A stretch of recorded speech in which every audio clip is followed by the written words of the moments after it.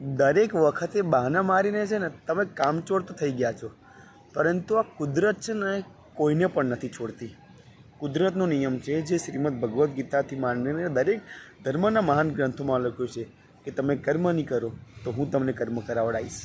તમને એવું લાગે કે આરામ કર્યા અત્યારે હું બેઠો છું, કેમ? કારણ કે સવારનો 6 વાગ્યાની આંખ ખોલી ત્યારની આ કમરને આરામ નહીં આપ્યો, એટલે એટ ધ એન્ડ મારે આડું પડવું પડ્યું. કારણ કે કમરમાં થોડું પેઇન થતો હતો. પેઇન એટલે આમ સીધી કમર કરવી પડે ને, પછી આ વિડીયો બંધ કરીને પાછું ઊભો થઈ જઈશ. કારણ કે મને ખબર છે કે કુદરત કેવી રીતે ચાલે છે. હું આરામ કરીશ, હા કરવા દેશે મને, જે 6 કલાક 5 કલાકનું જે રૂટીન છે એ કરવો જ પડશે.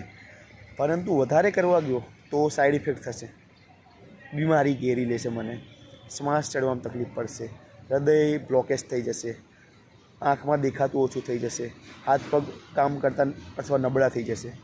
તમે કર્મયોગને જેટલું ટાળવાનો પ્રયત્ન કરશો એટલું કર્મયોગ તમારા ઉપર હાવી થતો જશે. એટલા માટે મારી તમને હમ્બલ રિક્વેસ્ટ છે કે મહેનત કરતા રહો. હું તો કહું મરો ને ત્યાં સુધી કરતા રહો.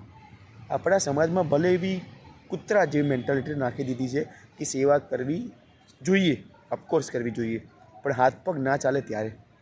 મારા બંને હાથ બંને પગ જો સહી સલામત ચાલે છે તો કેમ કોઈની સેવાની જરૂર છે? કરો ને જાતે મહેનત. આ થોડું કષ્ટ તો થશે, પણ આ કષ્ટ એક દવા છે તમારા મેન્ટલ અને ફિઝિકલ ટફનેસની. જો તમને જેટલું જલ્દી સમજાય એટલું વધારે સારું.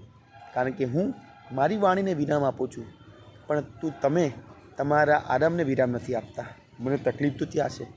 બસ સમજી જજો જલ્દી બને તેટલું, કારણ કે મને તમારી બહુ ચિંતા છે. ભલે તમને મારી ના હોય. બાય.